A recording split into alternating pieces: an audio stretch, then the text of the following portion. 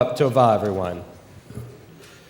I want to begin by promising you that not every sermon I deliver will be about my children. As hard as that may be for me, because truthfully, my children are my favorite topic. And if you want me to show you pictures after the service, I certainly will. However, these past 4 months have been among the most wonderful and the most challenging of my life. As you know, 4 months ago, Judah and Josie, our twins, entered our lives, making our 2-year-old Hannah the big sister of wonderful twins. And all this would have been fantastic enough, but it also occurred during a period of time when I would assume the senior rabbi position. And all of that would have been wonderful enough. But 2 new babies also necessitated moving to a new home for us in order to fit our growing family. And all of this would have been wonderful enough, but it also necessitated 2 new cars in order to fit all 3 children in car seats. You get the picture. These are wonderful blessings, extraordinary gifts of which I am proud and excited and feel so fortunate, and it has been among the most challenging times in our lives. I'm telling you this not to complain or to seek sympathy. I'm telling you this because so many of you in moments of triumph and moments of pain have shared honestly with me your feelings of hope or despair. And I believe it is only fair that I share with you honestly my feelings at a wonderful yet trying time in my life. So here it is. It has occurred to me on several occasions, moments in which I don't have enough hands or enough time or enough reserves, that I have struggled with the feeling that I am not succeeding. It's not a good feeling. I'm also telling you this because as we begin this new year, I know that many of you at moments in your lives have felt as though you were not succeeding either. Success as a concept seems so elusive, so narrow, and perhaps so misunderstood, which is why an article that I read last month caught my attention. It seems that there is a small rebellion going on against the Webster Dictionary. The Webster Dictionary currently defines success as the following: the fact of getting or achieving wealth, respect, or fame. And I find that definition shocking. Webster has defined success as the getting or achieving of wealth, respect, or fame. And I'm not the only one that thinks that Webster's definition of success fails. Students at Strayer University in Virginia have begun a project to redefine the definition of success and have interviewed a wide variety of Americans over 2 years and have found that 9 out of 10 Americans believe that success is more about reaching goals, building relationships, loving what you do for a living, and happiness than it is about achieving wealth, respect, or fame. And so it is that the definition of success is changing, which brings us to this moment. If the definition is changing, what does that mean for us as individuals, as a congregation, or as a nation? Over the next few sermons, I'd like to explore just that. What is the key to success? Tonight, let us explore what being a success means for individuals. Tomorrow morning, we'll talk about what success might mean for Congregation Shalom. And on Yom Kippur, we will address what success might mean for America. So let's begin with the individual. Recently, I found myself on a car trip for a wonderful reason. My wife's 2 sisters gave birth 2 days apart to 2 beautiful boys. And that meant we could travel to be at the bris for both of my 2 nephews. So we loaded up the minivan with 3 children under the age of 3, and we drove, And we stopped and we changed diapers and we fed bottles and calmed frustrated tantrums and had potty break after potty break for 2 full days. We arrived and spent 3 days in Baltimore and attended the 2 brioche of the 2 nephews, then hopped back in the car and drove for another 2 days with 3 children under the age of 3. And we drove and we drove and we stopped and we changed diapers and we fed bottles and calmed frustrated tantrums and had potty break after potty break for 2 full days. But after the first night stay in a hotel on our journey back to Milwaukee, when we loaded the car and I reached into my pocket to pull out my keys, the key wasn't there. It was gone. We searched everywhere. The hotel room, the parking lot. We retraced our steps, but it soon became obvious we were stuck, and it was on a Sunday, and the Toyota dealerships weren't open, and so we were stranded in Perrysburg, Ohio. This is a sliver of our lives. It's not our finest moment. And if we were to stand before you and be judged for that moment, well, I don't think we would score a perfect 10. But our lives aren't defined by one moment. Since I seem to be on a roll confessing to you, I want to share that there's a movie that makes me cry every time I see it, Field of Dreams. How many of you cry when you see Field of Dreams? All right, some of you are lying, I know it. We all know the movie. In it, Kevin Costner plays Ray Kinsella, a farmer in Iowa who hears a mysterious voice one night in his cornfield saying, if you build it, they will come or he will come. And he feels compelled to act. And despite people believing he's crazy, Ray builds a baseball diamond on his land, and afterward the ghosts of great players like Shoeless Joe Jackson return.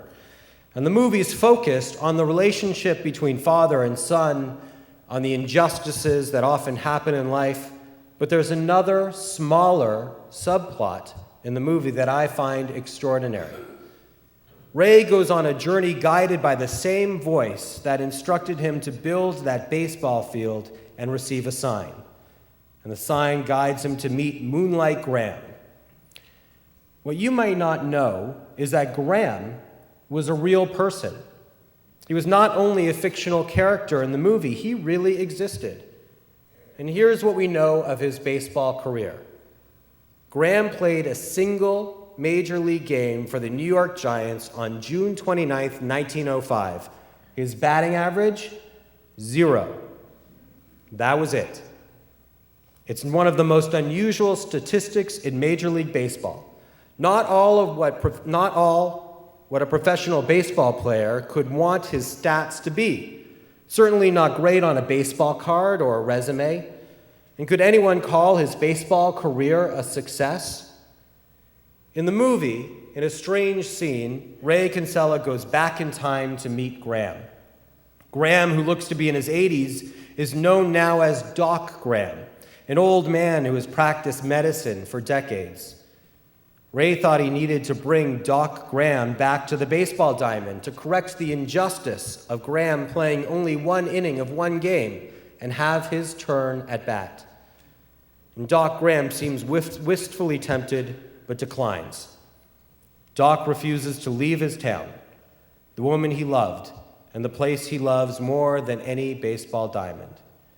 Ray suggests that it's a tragedy to get so close to a dream, to have its hand just for 5 minutes and then let it glide away. Doc Graham replies, if I'd only gotten to be a doctor for 5 minutes, now that would have been a tragedy. Later, Ray is driving back to Iowa when he picks up a young hitchhiker who, as it turns out, is the young Moonlight Graham, who is taken to the field to fulfill that fleeting dream of playing with the pros. Now, when I was younger, I struggled to understand this scene. I didn't understand it. Why did the older Doc say no and the younger Moonlight Graham get swept up and brought to the field of dreams? And I've started to understand.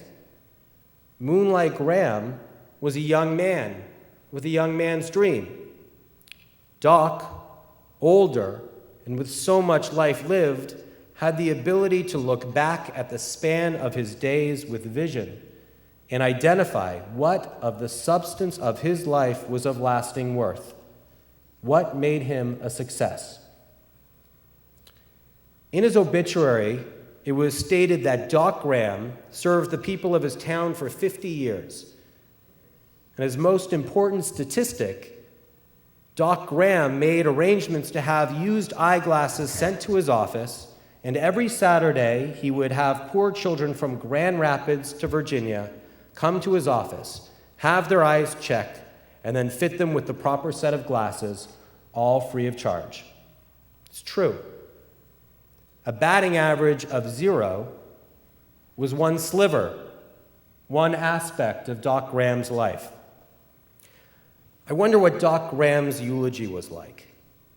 Did it mention his baseball career in one sentence? Did it make it in at all? He spent 5 minutes on the field, and at the end, he may have felt like he was a failure. Was it a sliver in time that defined his existence, or was the life of the kind doctor far more important? It seems to me that for Doc Graham, the many acts of goodness was the key to his success. On Rosh Hashana, we must also ask ourselves, what will it be that will define us? Will it be a moment in time or a life filled with moments of goodness and lasting worth? And I'm not the only one asking these questions. Recently, a TED Talk by New York Times columnist David Brooks has received a great deal of attention. It's short, only 5 minutes, but I think it's spectacular. In his talk, he based on the teachings of Rabbi Joseph Soloveitchik, he outlines that Soloveitchik determined that within each of us there are 2 Adams, Adam 1 and Adam 2. Adam 1 sees success in cultivating the skills we bring to the marketplace and craves the Webster definition of success: wealth, respect, or fame. Adam 2, however, seeks connection, community, and love. Brooks calls the basis for Adam 1 and Adam 2 the resume virtues and the eulogy virtues. Adam 1 wants to build, create, use, start things. Adam 2 is the internal Adam. Adam 2 wants to embody certain moral qualities, to have a serene inner character, not only to do good, but to be good. To live and be is to transcend the truth and have inner coherence of soul. Adam 1, the resume Adam, wants to conquer the world. Adam 2 wants to obey a calling and serve the world. Adam 1 asks how things work. Adam 2 asks why things exist and why ultimately we're here. To which virtue, the resume or the eulogy, are we more attentive? Which is more important? Which does society place more value? While Adam 1 and Adam 2 may at times be at odds, it does not mean we need forfeit one for the other. Our faith is a realistic faith. There's a great rabbinic expression, ein kemach, ein Torah.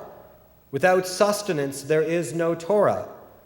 It's akin to the Buddhist aphorism, chop wood, carry water, which means we cannot spend all our time on the lofty heights, meditating, studying, devoting ourselves solely to the pursuit of our desired happiness, no matter what that might be. We must have careers, build, create, and sustain the human world we live in. For certain, we must build our resumes, but so too we must build our eulogies. These 10 days of awe give us the opportunity to examine the question, what would our eulogies say about us? I'm always struck that in the end, when families come together to eulogize their loved ones, the words spoken are almost never mundane or career-driven. They're words of wisdom passed from one to another. They're words of loving connection. And they're words that espouse the belief in the eternality of one's good work. Despite the messiness of our lives and the daily grind, these are the moments and the words that we remember. So if Webster defines success as wealth, respect, or fame, what words can be used to describe success today? the truth is that the words we need have been with us from the very beginning. Let me explain. On our family trip, we had become stuck in Perrysburg, Ohio, and we lost the key that would take us home. We were up to our ears in messiness. Waiting for the locksmiths to come and create a new key was agonizing. And our lives are often filled with toil and difficulties, challenges that at the time seem insurmountable. It's hard to think of success in moments such as those. I could mistakenly characterize that trip as a failure, and yet every moment of it was worth it for Lauren and me. We held 2 new lives in our arms, and as the bris marked that profound moment of the 8th day, as these 2 boys would enter into the covenant of the Jewish people, traditional words were spoken to them. Words spoken to every child named in a Jewish ceremony for millennia. This charge has been with us since the beginning of our lives, said over us as we're held in our family's arms, said over our children with such hope in the promise of new life. Ken yikanes laTorah lechupa u'ma'asim tovim. May this child be engaged in Torah, in a life filled with the blessing of learning and growth. In chuppah, a life filled with loving relationships worthy of God's blessing. And in ma'asim tovim, a life filled with the pursuit of good deeds. This is the blueprint for a life lived with abiding worth. Learning and growth, loving relationships, and dedication to deeds of goodness. That's it. It's short and simple, and it's true. No matter how messy our lives get, no matter how distant, lost, and stranded we may feel, if we cling to that charge we were given at birth, then we can define our lives as a success. As Lauren and I pulled into our driveway at home very late that night, we put our children to bed and returned to the car to pull out our bags. We were tired and drained and wondering what tomorrow would bring. And as we started to turn from the car and walk inside, we heard the sound of a metallic ping on the driveway. And we looked down, and there was the key. The key had always been with us, just like the key is always with you. The key to success is not based on the accumulation of wealth. The key to success is not based merely on the respect that others may afford you. The key to success is not based on our fame. Rather, our key to success lies in our ability to grow and learn. Our key is based on love and connection with others. Our key is based on the goodness we can bring to the world. So may the year 5776 be one of real and lasting success for you and all of your dear ones. Ken Yehi Ratzon. May this be God's will.